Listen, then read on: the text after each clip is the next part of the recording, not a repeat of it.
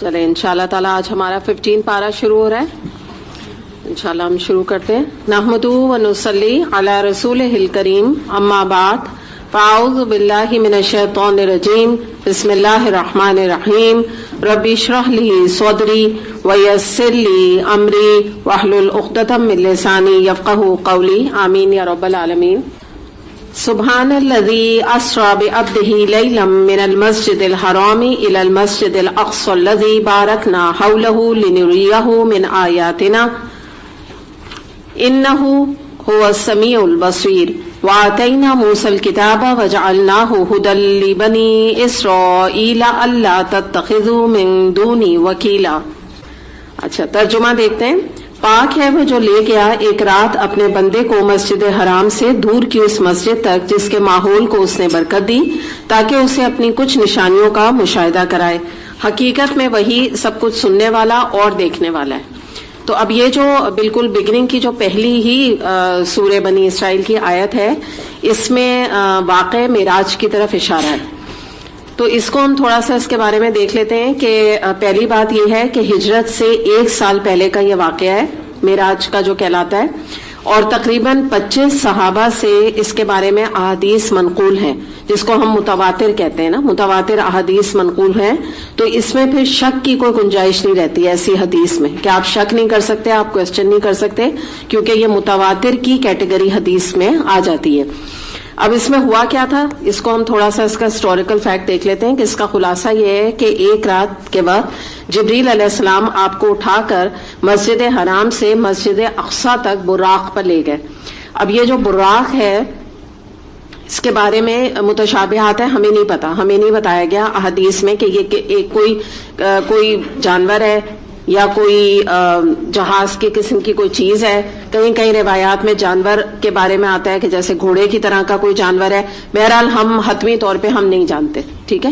تو براق جو ہے وہ جو بھی ایک چیز تھی اس کے اوپر آپ کو بٹھا کے اور جبریل علیہ السلام لے گئے، اور وہاں اپنے انبیاء علیہ السلام کے ساتھ پہلے تو نماز ادا کی مسجد یہ جو اقصی کی بات ہے، اور اس کے بعد آپ کو عالم بالا پر جبریل علیہ السلام یعنی کہ آسمان کی طرف لے گئے. اور وہاں پہ جو آپ کو پتا ہے نا 7 آسمان ہیں، تو 7 آسمان میں مختلف آسمانوں میں آپ نے جلیل القدر جو انبیاء پہلے گزر چکے ان سے آپ نے ملاقات کی. اس کے بعد آخر کار آپ انتہائی بلندیوں پر پہنچ کر اپنے رب کے حضور حاضر ہوئے. آگے بھی کچھ آیات آئیں گی جن میں ہم اس کے بارے میں دیکھیں گے. سورہ نجم میں خاص طور پہ آئے گا 29ویں پارے میں. تو وہاں پہ جب آپ حاضر ہوئے تو وہاں پہ ایک بیری کا درخت بھی تھا.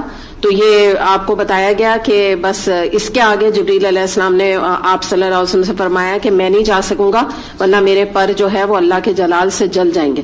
تو وہاں تک بس آپ نے یعنی نبی کریم صلی اللہ علیہ وسلم کو آپ لے کے گئے اللہ تعالیٰ کے ایک طرح سے دربار میں یا جو بھی آپ کہہ لیجئے. تو وہاں پر بھی آپ کے اس کے آتا ہے اس میں کہ آپ نے وہاں پہ فرشتوں کے لکھنے کی جو ہے نا وہ آواز بھی آپ نے سنی، اور اللہ تعالیٰ کو آپ نے دیکھا نہیں تھا. آپ نے اللہ تعالیٰ سے کلام کیا تھا لیکن دیکھا نہیں تھا آپ نے، ٹھیک ہے. تو یہ بات اپنے ذہن میں رکھیے گا. تو اس موقع پر پھر یہ دوسری بات یہ بھی تھی کہ بہت اہم ہدایات اس موقع پر آپ کو دی گئی تھیں، اور اس کے بارے میں آتا ہے کہ اللہ تعالیٰ کی طرف سے پہلے 50 نمازوں کا حکم آیا تھا یعنی ہمارے لیے نا. تو آپ صلی اللہ علیہ وسلم نیچے آئے، نیچے یعنی اللہ تعالیٰ کے 7ویں آسمان سے نیچے آئے، اور پھر جب یہ بات کی تو موسیٰ علیہ السلام نے آپ کو دوبارہ بھیجا کہ نہیں آپ اللہ تعالیٰ سے کچھ اس کے بارے میں کمپنسیشن کی بات کریں. اتنی نمازیں جو ہے نا یہ امت میں جانتا ہوں یہ امتی ادا نہیں کر پائیں گے. تو یہ موسیٰ علیہ السلام کا اتنا بڑا کرم ہے، ورنہ آج ہمارے اوپر 50 نمازیں جو ہے وہ ایک دن میں فرض ہوتی. آپ سوچیں. اس کے بعد اگین انہوں نے بھیجا، پھر نبی کریم صلی اللہ علیہ وسلم تھوڑا اختصار اللہ تعالیٰ نے فرمایا کم کر کے آئے، پھر تیسری دفعہ بھیجا، تو پھر جا کے نا 5ویں تیسری دفعہ. تو جب 5ویں تو بھی جب واپس آئے تو موسیٰ علیہ السلام نے کہا آپ دوبارہ جو ہے نا اللہ تعالیٰ کے پاس جائیں 7ویں آسمان میں، اور پھر التجا کریں کہ یہ امتی 5 نماز کے بھی حق نہیں ادا کر پائیں گے. اچھا آپ بتائیں حقیقت ہے یا غلط بات ہے؟ بالکل صحیح بات ہے نا. آج آپ کو لوگ ملتے ہیں جو کہیں کہ نماز بڑا آسان کام ہے، صرف 5 وقت کی تو ہے. کیا کہتے ہیں 5 وقت کی نماز پڑھیں، 1-2 وقت کی پڑھ لیتے ہیں بس یہی بہت ہے. بعض دفعہ آپ بچوں سے پوچھیں بھائی نماز پڑھی، کہتے ہیں ہاں. اچھا کتنی 5 وقت کی؟ نہیں عصر مغرب پڑھ لی. تو مطلب باقی کی جیسے معاف ہو گئی ہیں. تو یہ بھی آج بھی وہی والی بات ہے نا. تو خیر بہرحال اب کیا ہوا کہ نبی کریم صلی اللہ علیہ وسلم نے فرمایا کہ مجھے اپنے رب سے اب حیا آتی ہے. موسیٰ علیہ السلام سے فرمایا اور کہا اب میں دوبارہ التجا کرنے نہیں جاؤں گا, بس ٹھیک ہے, اب جو 5 ہے وہ اللہ کی طرف سے, اسی کو آپ نافذ سمجھے. اس کے بعد پھر یہ پتہ چلتا ہے کہ بیت المقدس کی طرف آپ پلٹے اور وہاں سے مسجد حرام آپ واپس تشریف لے گئے, یعنی یہ بات کا جو معاملہ ہوا. اور اس سلسلے میں بکثرت روایات سے معلوم ہوتا ہے کہ جب آپ اوپر گئے تھے آسمانی دنیا پہ تو آپ کو جنت اور دوزخ دونوں کا مشاہدہ کروایا گیا تھا اللہ تعالیٰ کی طرف سے, اور یہ اللہ تعالیٰ کی مرضی تھی. جیسے ہم بات کرتے ہیں نا کہ نبی کریم صلی اللہ علیہ وسلم کو غیب کا علم بالکل حتمی ہم نہیں کہہ سکتے کہ نہیں دیا گیا, اتنا دیا گیا جو اللہ نے چاہا.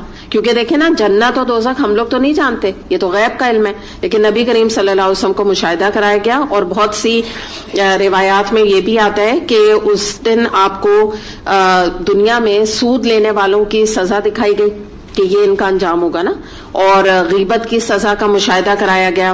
تو اس طرح سے جو ہے نا مختلف قسم کی کچھ سزاؤں کے بارے میں بھی آپ کو بتایا گیا کہ وہاں پہ جانے والے کس طرح کا ان کا معاملہ ہوگا جو یہ گناہ کبیرہ کر کے اور اللہ تعالیٰ کے حضور پیش ہوں گے. پھر اس کے علاوہ ایک اور بات امپورٹنٹ ہم یہ دیکھتے ہیں کہ جب یہ واقعے کا ذکر نبی کریم صلی اللہ علیہ وسلم نے کفار سے کیا تو ان کا بڑا مذاق اڑایا گیا, اور مسلمانوں میں بھی بعض کے جو ایمان تھا وہ متزلزل ہو گیا, کیونکہ انہوں نے کہا یہ how can this be possible کہ کوئی بھی نبی کریم صلی اللہ علیہ وسلم طرح براق میں کیا چیز ہے, کیا ایک تو انہیں پتا نہیں تھا یہ چیز کیا ہے, تو اس میں بیٹھ کے کیسے ایسے ہو سکتا ہے کہ ایک ہی رات میں آپ پورا سفر کر کے اور واپس بھی آپ آ گئے. یعنی کہیں کہیں آتا ہے کہ آپ کے دروازے کی جو ہینڈل تھا نا, یعنی کنڈی تھی, تو وہ ہل رہی تھی جب آپ واپس آئے. تو اتنی جلدی آپ کیسے, یہ سب کچھ کیا ہوا؟ لیکن آپ کو پتا ہے اللہ تعالیٰ کا معاملہ کیا ہے, کن فیکون, جو اللہ چاہتا ہے تو وہ کہتا ہے ہو جاتا ہے وہ چیز. تو کوئی اتنی انہونی بات تو نہیں ہے جن کا ایمان ہے اللہ پہ, لیکن کفار کے لیے بہت بڑی بات تھی. اور نئے مسلم جو تھے, آپ کہہ لیجیے کمزور ایمان والے, تو وہ تو ہل گئے. ان میں سے بہت سارے لوگوں نے دین چھوڑنے کی باتیں کرنی شروع کر دی کہ ہمیں تو یقین نہیں ہے کیسی باتیں آ کے نبی کریم صلی اللہ علیہ وسلم ہم سے کر رہے ہیں. تو بس سمپل یہ ساری بات ہے. باقی یہ کہ واقعہ معراج کے حوالے سے کوئی اس دن کی فضیلت کے اوپر ہمیں کوئی حدیث نہیں ملتی, نہ ہی کوئی ایکسٹرا نوافل کا ذکر ملتا ہے, نہ کوئی ہمیں روزوں کے بارے میں ملتا ہے کہ نبی کریم صلی اللہ علیہ وسلم کی طرف سے کوئی روزے کا حکم دیا گیا, یا آپ نے خود رکھے, یا آپ نے واپس آ کے صحابہ کرام سے کہا کہ اب اس کے بعد تم لوگ روزے رکھنا. تو ایسا تو کوئی چیز نہیں. ہمیں بہت ساری احادیث ملتی ہیں جس میں محرم کے روزے کے بارے میں آپ نے فرمایا, 9-10 کا جو روزہ ہے آپ نے فرمایا تھا کہ ابھی تو اس سال میں 9 کا رکھ رہا ہوں, اگلے سال ہم انشاءاللہ 10 کا بھی رکھیں گے. تو اگر کوئی بات ہوتی تو وہ آن ریکارڈ موجود ہوتی. تو اس لیے یہ سمجھ لیجئے کہ ایسی رات میں کوئی خاص عبادت کرنا یا روزہ رکھنا یا راتوں کو جگنا, تو یہ تمام چیزیں جو ہے وہ نہ ہی کسی صحابہ کرام کا عمل تھا, نہ کوئی حدیث ملتی ہے, نہ ہی ازواج مطہرات میں سے کسی نے یہ کام کیا. تو اگر ایسے موقع پہ بلا وجہ کا ابس اپنے رات کو عبادت کی جائے اور اس طرح کے روزے وغیرہ رکھے جائیں, تو یہ بجائے کوئی اجر کمانے کا یہ چیزیں بدعت کے اندر شامل ہو جائیں گی.